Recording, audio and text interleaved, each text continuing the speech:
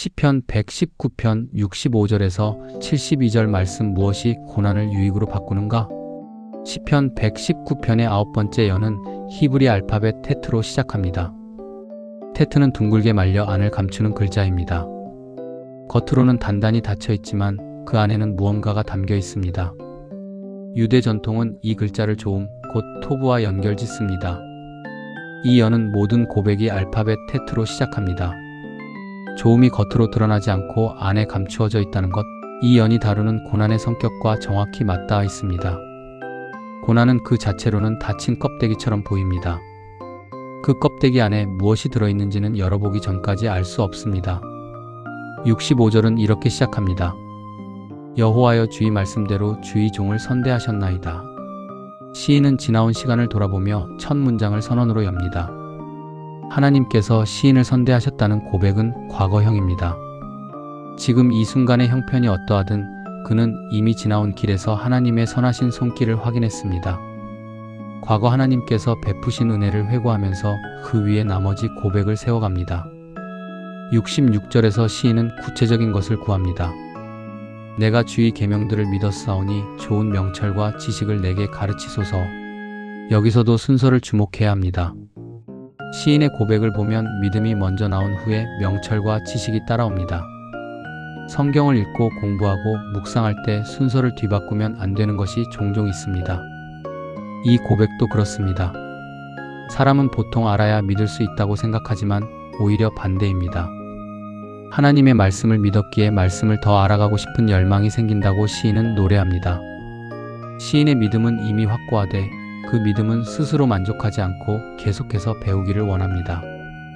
67절에서 이 연의 무게중심이 드러납니다. 고난 당하기 전에는 내가 그릇 행하였더니 이제는 주의 말씀을 지키나이다. 시인은 자신의 과거를 감추지 않습니다. 과거 그가 하나님 앞에 그릇 행하였다는 고백은 부끄러운 진술입니다. 과거 하나님께서 베푸신 은혜가 그릇 행하는 그를 바로잡으시는 고난이었음을 짐작하게 합니다. 시인은 그의 부끄러운 과거를 숨기지 않고 정직하게 꺼내놓습니다. 그 그릇된 걸음과 지금의 순종 사이에 고난이라는 한 단어를 세워둡니다. 고난이 없었다면 그는 여전히 그릇 행하고 있었을 것입니다. 무엇보다 그 고난이 하나님의 은혜였음을 발견하게 하는 고백이기도 합니다. 68절은 이 연 전체를 떠받치는 기둥입니다. 주는 선하사 선을 행하시오니 주의 율례들로 나를 가르치소서. 하나님의 성품과 하나님의 행위가 하나로 묶입니다. 선하신 분이시기에 선을 행하십니다. 예수님께서 가르쳐 주신 좋은 나무가 좋은 열매를 맺는다는 말씀과 일맥상통하는 고백입니다. 이 단순한 논리 위에서 시인은 다시 한번 가르쳐 달라고 구합니다. 고난이 스승이 아니라 고난을 통해 가르치시는 하나님이 스승이십니다. 하나님께 배우면서 하나님을 닮아갈 때 우리도 좋은 열매 맺는 좋은 나무가 될 것을 소망하는 고백입니다. 69절에서 대적이 등장합니다. 교만한 자들이 거짓을 지어 나를 치려 하였사오나 나는 전심으로 주의 법도들을 지키리이다. 거짓과 전심이 나란히 놓입니다. 대적의 무기는 지어낸 말이고 시인의 응답은 나누어지지 않은 마음입니다. 바깥의 압박이 거세질수록 안의 중심은 오히려 더 선명해집니다. 교만한 자들이 시인을 이기지 못하는 결정적인 이유기도 합니다. 거짓은 진실을 이기지 못하고 나누어진 마음 역시 전심을 감당할 수 없는 이치입니다.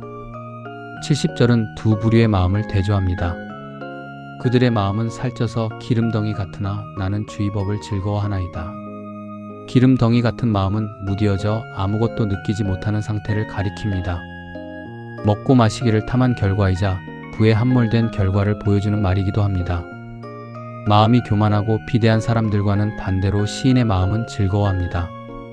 같은 시대, 같은 고난의 자리를 지나면서도 어떤 마음은 굳어지지만 어떤 마음은 오히려 살아납니다. 그 차이를 가르는 것은 형편이 아니라 마음이 향한 방향입니다. 71절에서 시인은 마침내 결론에 도달합니다. 고난 당한 것이 내게 유익이라 이로 말미암아 내가 주의 율례들을 배우게 되었나이다. 유익이라는 단어는 감상이 아닙니다. 고난을 아름답게 미화한 것도 아닙니다. 시인이 자기 삶을 자세하게 관찰하고 심사숙고한 후에 토해낸 진술입니다. 고난은 지식을 자동으로 주지 않습니다. 다만 배우는 자리로 사람을 옮겨 놓을 뿐입니다. 그 자리에서 무엇을 얻어가는지는 앞서 살펴본 마음의 상태, 곧 굳은 마음과 즐거워하는 마음 가운데 어느 쪽에 서 있는가에 달려 있습니다. 72절은 이 연을 값에 저울 위에 올려놓으며 마칩니다. 주의 입의 법이 내게는 천천금은보다 좋으니이다. 앞서 잃은 듯 보였던 시간과 얻은 것을 나란히 놓아보면 말씀 쪽이 훨씬 무겁습니다. 세상의 척도로는 손해였을 그 계절이 이제는 가장 값진 것을 얻은 계절로 다시 기록됩니다. 고난과 시련을 해석하는 것은 세상의 안목이 아니라 하나님의 말씀입니다. 테트연의 8절은 지나온 선대하심을 회고하는 데서 시작해서 더 알기를 구하고 그릇 행한 과거를 정직하게 인정하는 자리를 거칩니다. 또한 선하신 분께 다시 가르침을 구하고 거짓 앞에서 전심을 지키고 굳은 마음과 즐거워하는 마음을 주목하게 한 후에 마침내 고난이 유익이었다는 결론에 이릅니다. 둥글게 말려 안을 감춘 글자로 시작한 이 연은 그 감추어진 안쪽에 있던 것이 선과 좋음이었음을 보여줍니다. 고난과 시련의 연속인 것처럼 보이는 우리의 시간도 하나님의 섭리 안에서는 유익으로 바뀌는 중인지 모릅니다. 오늘 기도 1. 그릇 행하였던 지난날을 정직하게 인정하게 하시고 고난을 지나며 주의 말씀을 지키는 자리로 나아가게 하소서. 2. 거짓과 교만이 나를 향해 지어질 때도 전심으로 주의 법도를 붙들게 하시고 기름덩이 같이 둔한 마음이 아니라 주의 법을 즐거워하는 마음을 주소서. 3. 지금 겪는 고난이 헛되지 않고 배움의 자리가 되게 하시며 천천금은보다 나은 주의 말씀을 가장 값진 것으로 여기는 눈을 열어주소서.